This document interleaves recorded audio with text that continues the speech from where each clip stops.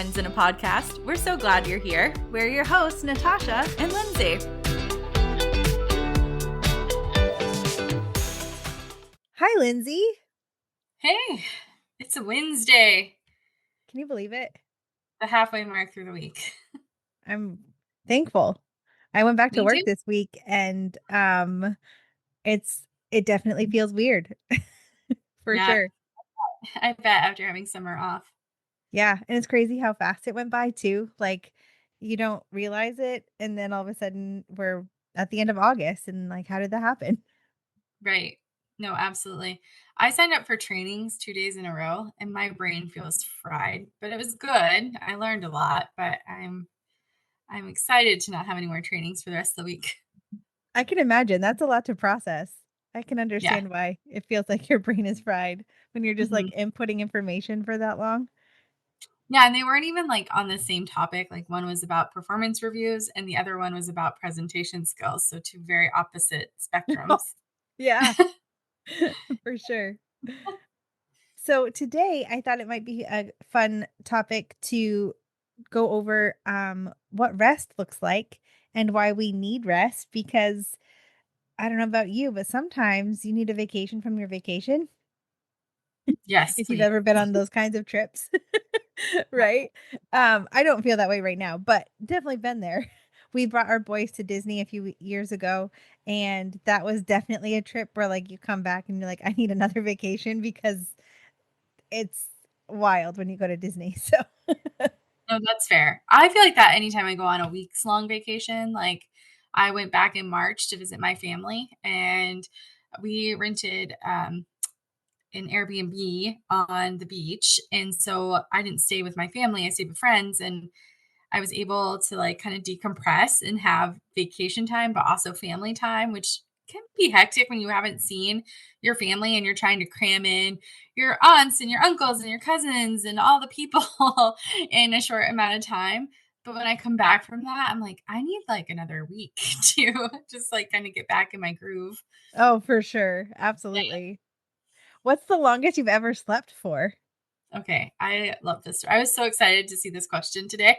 So there was this time when I was in master's, we would work Microsoft shows, and we had done one in Atlanta. And I went to my grandparents' house, and they have this beautiful cabin in Georgia, and it like overlooked the mountains. It was gorgeous. I slept for 17 hours straight. By the time I went to bed to the next day, I was so exhausted from working this long Microsoft show. I didn't budge from it. And they still talk about how I held the record from all of my cousins to being the longest person to ever sleep in this cabin. 17 straight hours. 17 straight hours. Did not budge. Wow. Yeah. Yeah. I can't beat that story.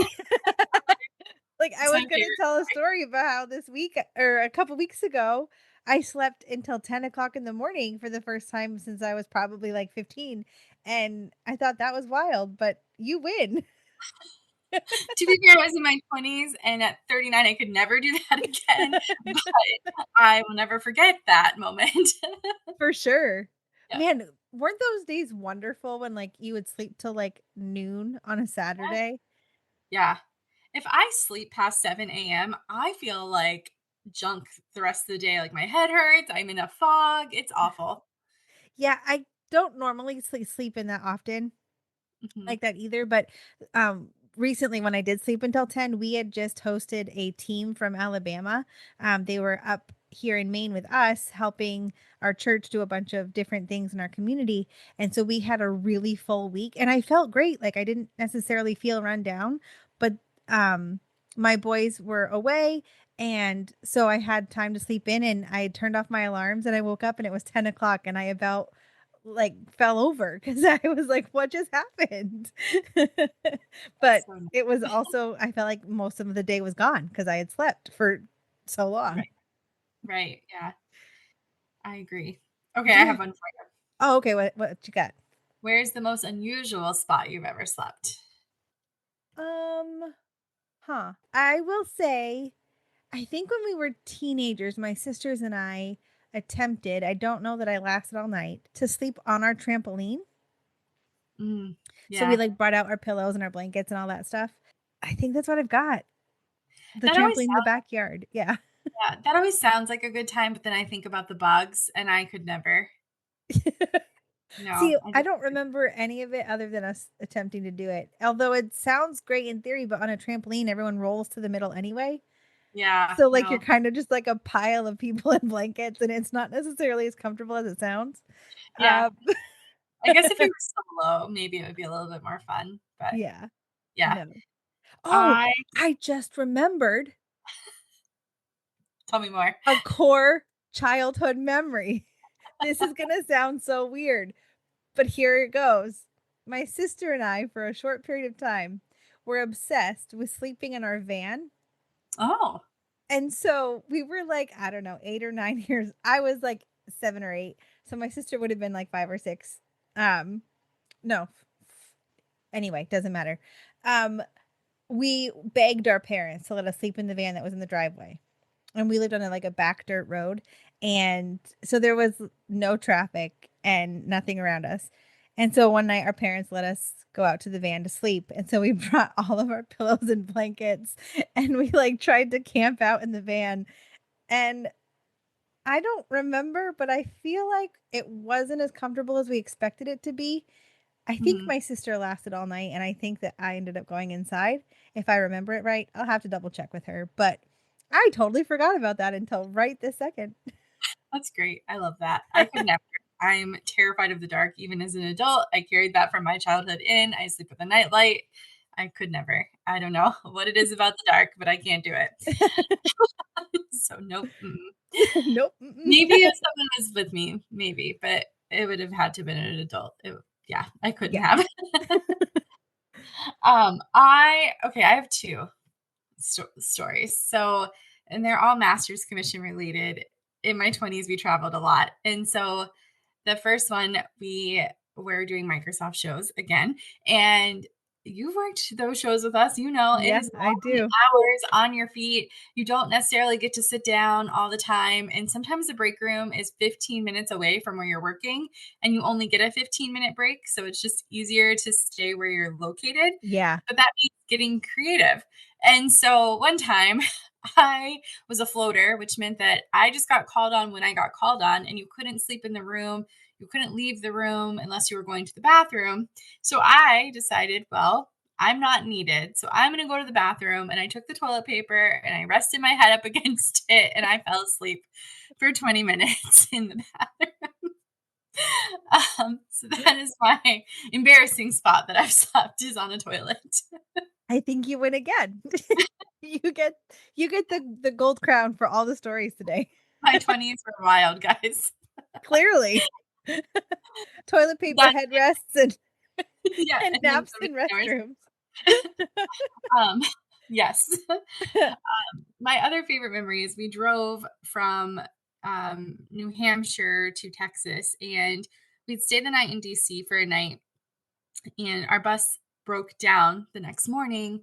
So we were going from DC to Texas, and then Texas to Arkansas, Arkansas back. Well, on our way back, um, we had maybe slept 4 hours, and none of us were well rested. And so we pulled over to a rest stop just so we could kind of freshen up, nap in the cars if we wanted to. So we had two 15-passenger vans and four just regular cars. And so I was driving one of the cars, and we got out and we slept in the rest stop on the bathroom counters at like 7 in the morning. And so there's just a bunch of us curled up sleeping on these bathroom counters. And when I look back, I'm like, that's really probably gross, but we needed a little R&R. I have questions about that story. Why were the bathroom counters more comfortable than the car?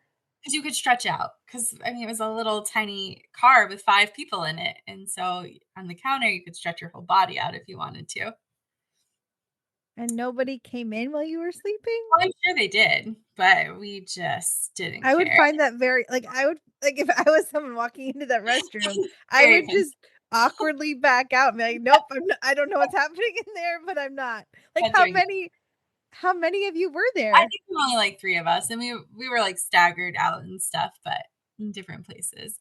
eventually I made it back to my car and slept there. That was the same trip that I left a girl in my car, and we had stopped at a church to sleep, and we slept on a lot of floors. And she was dressed in all black, and it was really late at night. We pulled into this church. We were all exhausted, rushing to get in to go to bed. And like an hour later, we heard banging on the church doors, and I had left her in my car. She was my person that I was responsible for. Yeah, so those trips were wild. They make for fun stories now. They do, they do, and she's still a good friend of mine despite that, so I'm Well, glad. that's good. I'm so glad. Yep, Glad she didn't hold that against you. right, right. Oh my goodness, that's hilarious. Yeah, they were good Eh, times. I could probably bore the world with my master's commission stories. well, I mean, that is how we met, so It is how we something met. works with those stories because we're still friends today. Well, all of those fun stories are great, but, there is some truth to having good rest and Yes, taking time for rest, and I think that it's important that we have a conversation about it because there are pieces of rest that I don't think we always discuss, and I was hoping we could dive into some of that today just because I've learned in my life recently too, just the importance of having a good rhythm that incorporates rest. And there was a season of my life where I didn't have that. And it was just go, go, go all the time. And our calendar was always full. And there was really no time for stopping or resting, especially on a regular basis. And now that I have the opportunity to reorient my life a little bit, um, it's become a huge factor in how we do our rhythm as a family. And I'm really thankful for that, but it makes a huge difference when you have rest versus when you don't. I agree 100%. I think for me, I've just learned over the years, like, when I'm not rested, I'm not kind. And Mm, it really plays a part into my behaviors and how I treat people around me. And I don't like the person that I am when I'm overtired and over a lot of times that leads to me being overstimulated, and it's just nothing good comes from that. yeah. There's a great story in the Bible that I love, what that kind of talks about that. It's in First Kings, and it's when there's a prophet, his name was Elijah, and he had just like walked through like a this whole battle scene. He was done with it, and at the end, he is alone by himself, and he's essentially like crying out to God and like, I'm over all of this. I want you to kill me off. Like, I'm the last prophet there is. Like, I'm done. This is ridiculous. I want to be over it. And the Lord sends like ravens or something to feed him. And he's like, you should just take a nap and we'll talk about this later. And sure enough, Elijah gets fed and he has a nice long nap and he wakes up with a different perspective. And how often we do that in our own life, like we're about ready to jump off the deep end and everything feels overwhelming or so big. But if like, and I've had to do that where like I'll just go take a nap, right? And when you wake up from the nap, usually you feel a lot better about everything. You're like, "Wow, I didn't realize how much I needed that," you know? And, like, there's been times when my husband's been like, "You should just go lay down," because like, I've been, like you said, overstimulated or overwhelmed, and, like, the perspective on everything is just like, the world is falling apart, and I don't know what to do about it, and I have to fix everything right now, and he'll just say, "Go lay down," and Right. I'll put myself in a timeout and go lay down and wake up with a different perspective, and it's so helpful. I agree. I think that sometimes we associate like we can't rest until we fix the world around us and do all the things.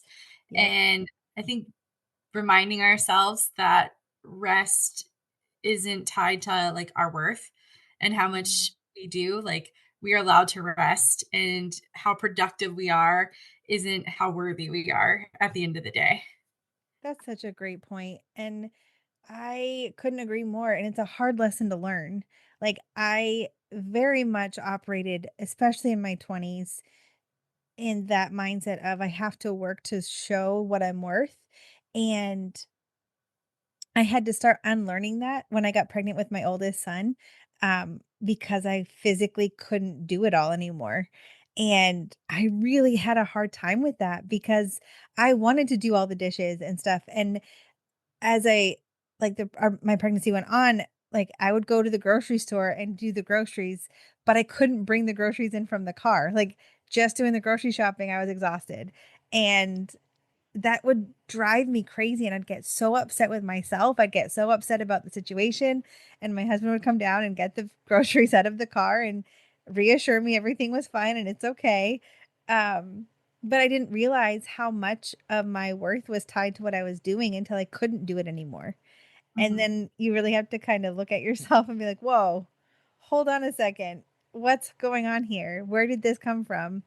And it's hard to unlearn it sometimes, but also when we are able to do that and like fix our perspective on it, it's so, so good. Yeah, I agree with you 100%. I think it's just something we have to remind ourselves all the time that I don't have to earn my rest. I don't have to earn my worth to be rested. Yeah. I think sometimes in our culture, we look at rest as a reward to earn, Mhm, and it's not something that we have to earn. mhm, And if you look throughout scripture, it talks about rest quite often, but even when God created the world, it says that he worked for 6 days, created Adam and on the 6th day that was done, and then on the 7th day he rested. So if you look at that scripture, Adam was created on day 6. His mhm. first day on earth was a day of rest. Yeah, God didn't create him and then say, "Now go water the plants," and he created Adam, and then he said, "Have a day of rest. yeah, Go figure out what you like. yeah, Enjoy the nature." mhm, And I think we forget that we're supposed to enjoy the things around us, and that's yeah, okay. yeah. No, I think that as a culture and as a society, we focus a lot on work hard, play hard, and the harder we work, the more we get to play. And yes, that's true. Like the harder you work, the chances are you're probably making more money and will have more money to enjoy the things. But if you're working 7 days a week, when do Mhm. you have time to enjoy those things? And for me, like last year I worked 7 days a week and I was burnt out. I was exhausted. My emotions were on high all the time. And all I did was complain. And I knew that anytime someone was like, "Hey, how are you doing?" I'm exhausted. I'm so tired. Like, I can't Yeah. wait to take a break. Or like a holiday would come and I would get so excited because I'd have a day off, but it was just a choice. And yeah, did I earn some extra money? Sure. Did I pay off some debts? Sure. But I went a whole summer without enjoying the things that I love doing, and summer in Maine is short. And I felt the negative effects of that as soon as winter came in. That seasonal depression hit heavier last year than it's ever hit any time that I've lived here. And I truly think it was because I didn't take the time off to rest and enjoy the things that I truly enjoy doing before I came into that like winter slump of being indoors and all of that stuff at the same time. So yeah, I think there's something to be said. And then that saying, "I'll rest when I'm dead." Like, I can't imagine just living your life that way, that you're hustling all the time, and that's the mentality. Like, you're always going to the next thing, but are you truly enjoying the season that you're in? And that's and from a parenting perspective, that's a huge thing to show as an example to your kids. And I know, like in my life, that's something that I work on. I haven't mastered this by any means, but I don't want my kids to see us working so much that we're not spending time with them, or they feel like we're running and going so much that that's the way that life should be. Mhm, And if we're not modeling that in how we live our life, then they're going to do that when they grow up. And that's not healthy. And I don't want them to take that on. And mhm, so having a good rhythm of, yeah, we work hard when we work, but we also can rest. And that's important too. And you shouldn't feel guilty about resting because it's a part of life, and mhm, we're meant to enjoy the things around us and not be rushing to the next thing or missing it because we're so focused on this task or this job. And sometimes I get like that can be hard for those of us who might maybe bend towards the task oriented people, right? Like I'll Right. rest after all the tasks are done. And I Mhm. get like all personalities kind of process this a little differently. Um, I decided when I started having kids to make the choice that like I'm going to choose to not do the dishes tonight so that I can spend time with my kids before they go to bed. And that kind of mentality kind of helps like I the state of my house or like those kinds of things, they're going to ebb and flow with the season of life. Now my boys are older, they're not infants and toddlers anymore, and so it looks different now, and I can have the dishes done right after dinner and they're doing homework or whatever. And so again, like that balance and flow of life is different, but modeling it for our kids, like the next generation, is important because they're going to see how we're living our life and take notes. And I hope that the notes that they're taking are good. Yeah. No, that's so good and so, so true. I think that it's important to be that example to them. So when they start to feel burnt out, that they know it's okay to go take a nap, go lay down, just kind of not isolate, but separate themselves from the busy for a Yeah. minute. Yeah. And there's been times in like the last year and a half, 2 years that we've canceled plans because the boys couldn't handle it and they were overdone, right? And Mhm. like and there were nights that I looked at my husband, I was like, I don't know that I can make it to this thing because I really don't feel like I have it in me. Like my social battery was at 0, probably in the negative, and I just didn't Yeah. have the capacity to go and have dinner with people and have conversation, and like I couldn't do it. And Mhm. so we ended up rescheduling, and I did feel bad because I don't want that to be our I don't like changing plans last minute on people, but Mhm. at the same time I also had to be able to recognize like I'm too tired for this. Like I can't give if I don't have anything to give, and I don't have anything to give. And go ahead. I was just going to say, and if you're giving out of an empty tank, who are the people that are going to pay the repercussions of that? Because a lot of times it's not us, right? We are exhausted and we feel those effects, but it's usually the people around us, our Yeah. friends, our family, your kids. Those are the people that are paying the price because mom decided to go out to dinner to hold up to this obligation, even though her tank was empty. And now she's coming home and she's in a frenzy and I'm getting the result of that. Yes. And I've done that too. And it's Yeah. not a fun time, especially when like unfortunately our kids are the ones that take the brunt of it. And I wish I could say I was better at that part of it, and I'm learning, right? And so trying to figure out like what works, Mhm. and when your social battery is at 0, like sometimes we do have to say no, and that's not fun either. But at the end of the day, saying no so that your social battery can recharge to be in a better place for the people around you is sometimes necessary. Yeah, absolutely. For me, it was always like this one coworker that I worked really, really close with and is a really good friend of mine. Unfortunately, she got my short tempered responses or short, Mm, worded responses and stuff. And I'd have to like humble myself and be like, dude, I'm really sorry. Didn't mean to say that. I'm tired. And she'd be like, yeah, you need to take a day off, a real day off. Like, don't check your email kind of day off. And I was so bad about that. But she would always like call it out and be like, you need to take a day. yeah. And again, it's when I was working 7 days a week and you got to take a breath. You got to take a minute. So when we're talking about rest and like taking a minute to like what does rest look like though? Because it doesn't have to be sleep, No. right? Like we're not talking about sleep entirely. Like that's a separate thing. But when we're talking about rest, what do you like? Could you kind of explain like what that could look like? Yeah. Sometimes it can just be a mental break, right? Like just taking yourself out of the day to day stress of life. And maybe it's sitting on your deck or your porch or your living room reading a book if that's what you like to do. Maybe for some people, and I know this is probably unpopular, maybe it's binging your favorite TV show for a few hours and like getting lost in a different world because you're not thinking about your world and where you're currently at in your state of mind. Maybe it's going for a walk or going out to nature. We went camping this past weekend and I separated myself for a little while, went out on the kayak and just sat on the kayak, sat on the beach, read my book. And it was the most relaxing day I've had in a very long time because I was just able to not check my phone. I didn't have great service and I just disconnected from the world for a weekend. And it was so great. And maybe that's what that looks like for you. Maybe it's putting down the social media. We get so caught up in that. And I think that social media gives us this false perspective of everybody else's life and how great they have it and how good it's going for everyone else.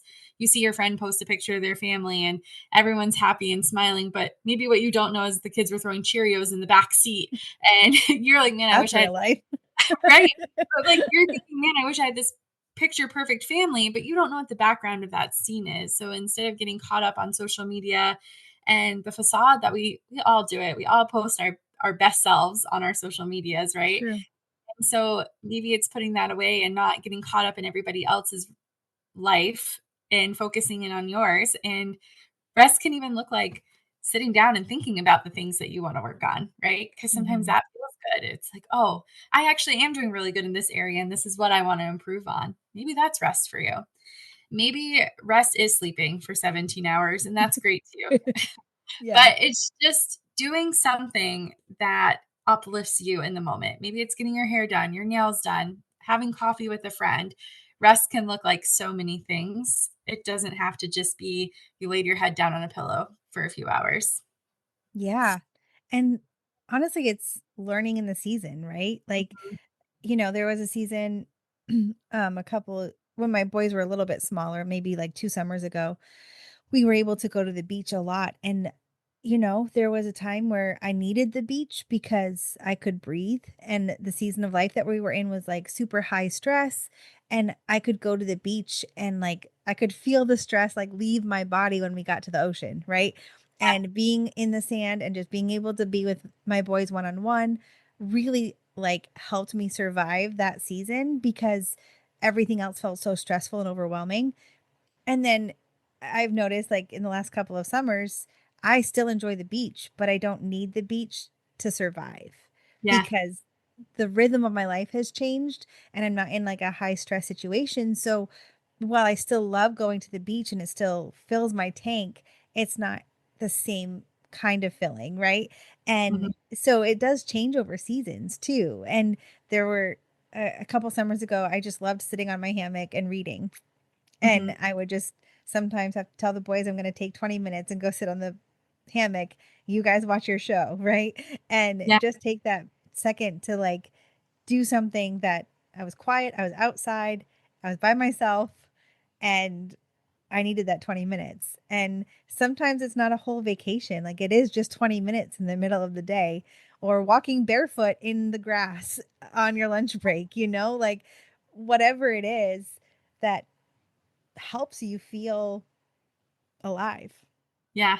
No, it's so true. And there's something about nature that is just so grounding. And a lot of people talk about that, right? Like the rhythm of the ocean and just like hearing that sound pattern is so relaxing and can kind of bring you into this almost like if you pray during it, like that meditation state where nothing else is really going on around you and you're really able to focus in on your inner self and think about you if you're by yourself because you're focusing in on the sound patterns and the waves coming in. It slows your heart rate down and things like that. And it just gives you a peace and a calm. And I just think like, how cool is that? That creation does that for us, just nature in general. And for me, it's sitting out on my porch and listening to the birds and drinking my morning coffee or reading a book out there. Like that is rest for me. And it's just so simple. And sometimes I can only do it for 10 minutes, but it's just the And little grounding moments that nature can provide for you. absolutely. And I'm really thankful for that too. Um, because we need it. And like you said, in the wintertime where we live is hard and it's long. And so when we get good summer days, it's really nice to be able to soak it all in Embrace to it to the make fullest. yes. And if Um, winter's your thing, great. great. Then go snowshoeing and be in the nature when it's quiet and cold and enjoy Yes. that. Um, I will stay inside with hot cocoa and a fireplace, and it will be great too. And that would be my best. Yes. Yeah. There's a scripture that is always really encouraging, and Jesus said it to his followers, and he said, "Come to me, all who are weary and burdened, and I will give you rest." And the rest there in that scripture is referring to what we're talking about, like that pleasure of enjoying the things around us and stopping to like smell the roses, Um, and Jesus offers that to us in the things that we do in our life, and doing life his way offers that too. Because when we're burdened, we have someone to go to and bring that burden and give it to Jesus, and he lifts it for us, and then we can go on with our life and make the next step for the next choice that we have. And there's a lot more to be said about rest, and I think we could probably talk about rest for days, if not weeks at a time, because there's so much to unpack when life feels big and it feels overwhelming. Sometimes it feels like we can't stop to rest because we have to keep up, because we've got bills to pay and we've got a family to take care of, and all of that is true and it's valid. But there's also still an opportunity for us to look at our life and say, where can I fit in rest? Because it's necessary. And we'll be better people for it if we take the time for it. Because, like you said, right? Like our emotions are affected by it, our relationships are affected by it. And how much better off would we be if we did take a half a day and go to nature, or take half a day and sit and read a book in a coffee shop, Like it doesn't have to be a week-long vacation. And I think if we started restructuring how we think about it, it would help us do it more frequently. Yeah, I agree with you. As you were saying that, I was thinking about somebody who works out, like a bodybuilder or just even an avid gym goer. I worked with my personal trainer last year for a while, and one thing that he would always say to me is, "Okay, you're going to work on your legs this week today, but tomorrow you're going to rest because your muscles need time to recuperate and to rebuild." And that's like anything that we're talking about, right? Our emotional health needs time to recuperate, to rebuild, to rest when we're walking through hard things. Our spiritual health, man, we walk through a lot of things and our faith is tested constantly, and we need time to build those faith muscles, but we also need time to rest and recuperate when we walk through a storm. And so no matter what season of life that we're in, there's always a season to follow that we need to focus on rest while we're in the season, after the season. We just have to remember that, yes, it's heavy now, but tomorrow I rest. So, our challenge this week is to find a way to rest. Whether you can make it out to the beach this weekend, or take a hike, or take your book to a coffee shop for a half an hour, or sit on your porch and do it. Find a way that you can incorporate rest, because you'll be better off for it. That's a wrap on this episode of Two Main Friends in a Podcast. Follow us on Facebook or Instagram. You can also send us an email at twomainfriends@gmail.com. And as always, leave us a review wherever you're listening.